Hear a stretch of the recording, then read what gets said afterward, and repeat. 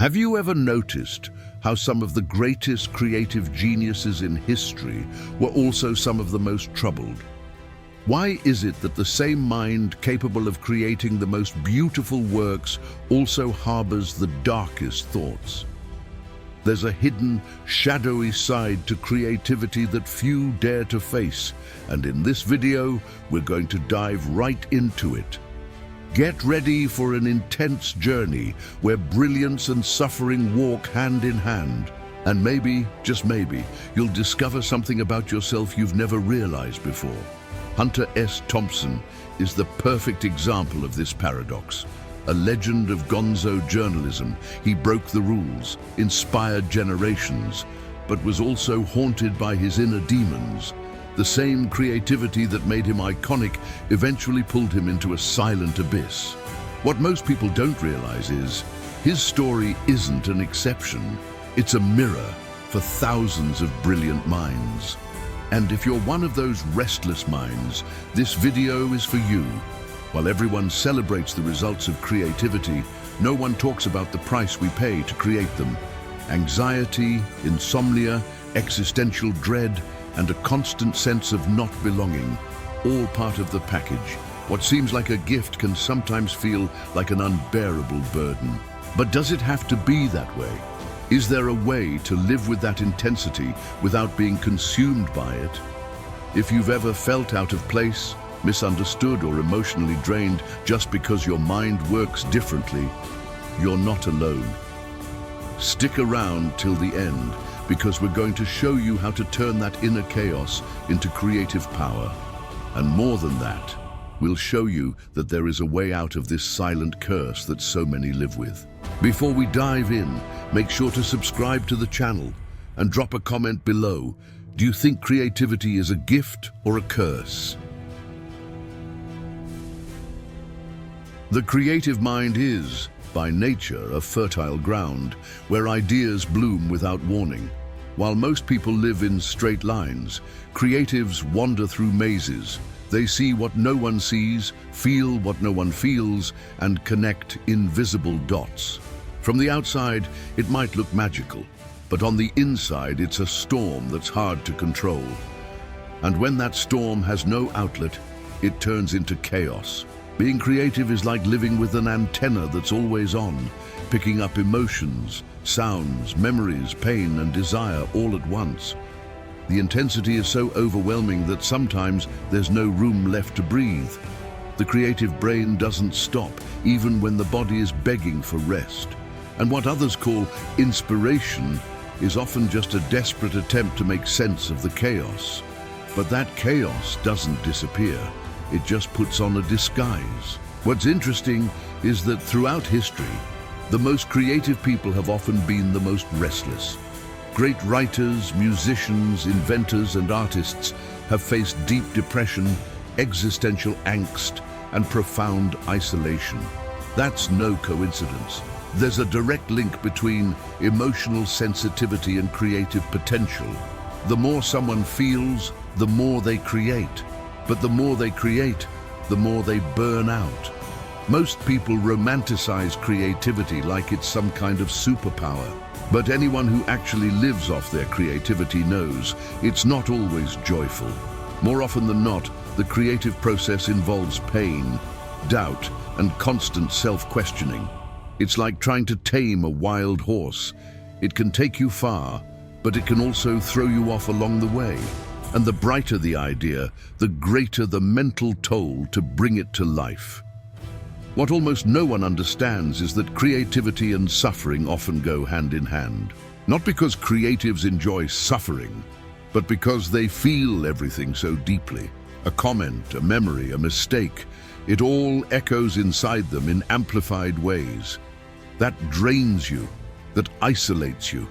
Sometimes it makes you sick. And that's why so many creatives fall apart, even when they seem fine on the surface. Have you ever felt like that? Ever gone through that inner storm while forcing a smile on the outside? If so, drop a comment. I understand this chaos. It might help other creatives realize they're not alone. Now let's dive into the story of someone who lived this to the extreme. and paid a heavy price for their genius. Hunter S. Thompson wasn't just a journalist.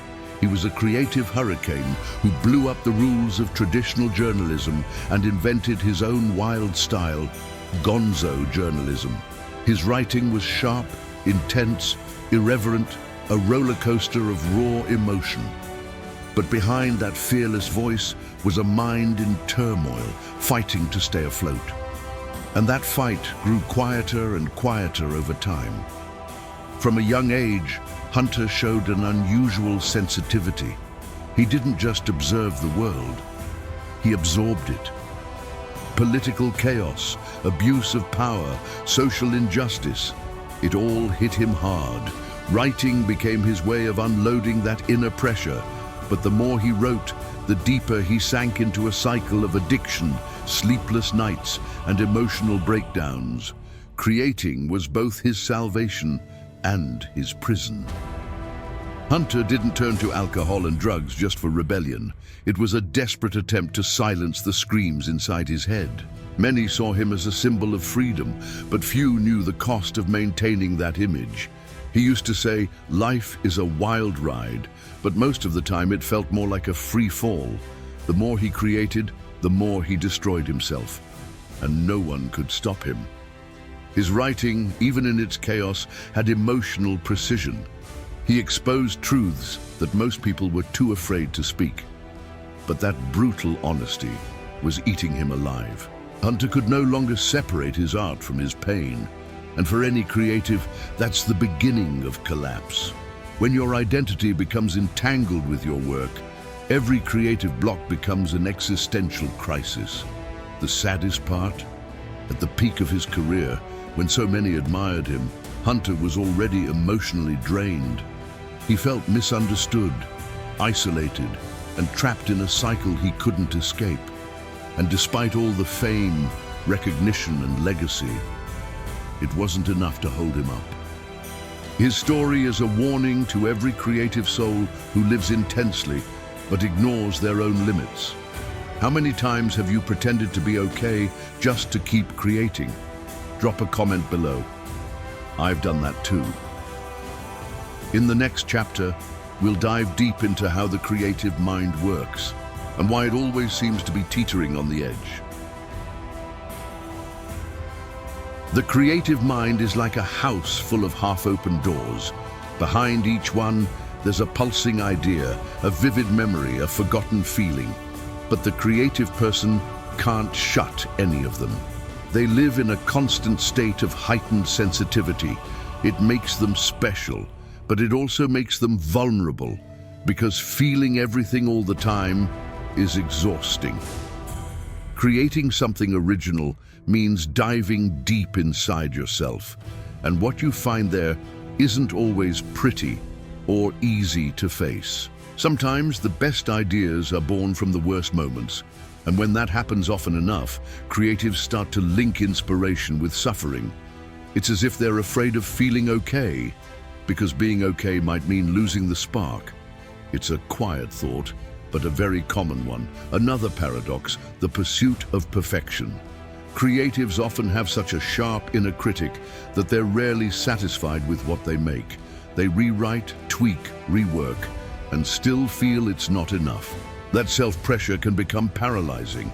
The fear of not living up to your own standards becomes a cage, and the more talent someone has, the heavier that burden feels. Then there's the constant noise of comparison. The creative mind wonders, am I good enough? Is anyone hearing me? Does my art matter? One negative comment can feel like an emotional earthquake. And silence, that can sound like rejection. The creative lives between the euphoria of creation and the anxiety of exposure, torn between wanting to be seen and fearing judgment. But maybe the cruelest part is this: the creative mind needs to express itself, but the world isn't always ready to listen. That feeling of being ahead of your time or out of sync with others creates loneliness. Many creatives feel like they're speaking a language no one understands, and that breeds frustration, isolation, and a deep sense of emptiness, even in a crowded room. Have you ever felt like that? Like you're screaming on the inside, but no one notices? If so, drop a comment. That's my mind. In the next chapter, we'll explore why so many creatives end up isolating themselves, even while desperately craving connection. Behind every brilliant mind, there's a silence that screams. Creative people often feel out of place from a young age, like they're living in a parallel world. They see connections others can't, feel everything deeply, and rarely speak about what truly matters. This unintentionally pushes people away, and over time, loneliness stops being a condition and becomes a refuge. Most people around creatives don't understand their intensity. They see it as being dramatic, needy, or too much, when it's really just sensitivity. The problem is, being misunderstood over and over again wears you down. So the creative begins to withdraw, to hide. And when that happens, art becomes their only real way to communicate. But even that can be misunderstood. Take Hunter S. Thompson, for example. He was always surrounded by people, yet often said he felt completely alone. He cracked jokes, stirred controversy, wrote with fire, all to mask the emptiness inside. It's ironic how those who bring the most light to the world are often the ones struggling in the dark. And this pattern repeats itself across countless artists, writers, musicians. Creativity often comes with a pain few ever truly see. This isolation isn't always physical. Often it's emotional. The creative is there, in the room, but their mind is somewhere else. They observe, they analyze, they feel the room in layers. Most people don't even notice. That depth creates distance, not because they want it, but because they can't connect with the shallow anymore. And that makes them feel like a stranger in their own life. And when they try to explain it, there are no words, because what they feel is too complex, too abstract. Only art can translate it. And even then, people might not understand. That constant sense of not belonging leads to identity crises, deep self-doubt, and sometimes the urge to give up. Isolation becomes both a burden and a shield against the world. Have you ever pulled away because you felt no one could understand your mind? Drop a comment below. I've withdrawn too. In the next chapter, we'll explore how to take all that pain and turn it into something powerful, something that can heal and set you free, and maybe even help others find their way too. Creative suffering doesn't have to be the end. It can be the beginning. When a creative mind stops fighting its pain and starts understanding it, something powerful happens. They begin to take control of what once controlled them.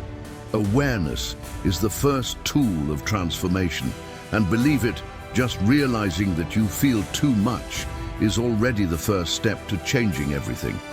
Art is a form of healing, but only when used with intention. When creatives turn their pain into words, sounds, images, or ideas, they free what once held them captive. It's not about hiding what you feel. It's about channeling it. Self-expression is the most effective way not to explode from the inside. And it doesn't have to be perfect. It just has to be real. Many creative minds who once drowned in anguish found a new direction the moment they understood this. Their creativity wasn't a burden. It was a misunderstood gift. Instead of fighting their sensitivity, they used it as a bridge between what they felt and what others also feel, but can't put into words. Creating stopped being punishment. It became purpose. It's important to know you are not alone. There are thousands of creatives living the same inner conflict, sharing your experience, opening up, seeking help. It connects you. It lifts the weight of isolation.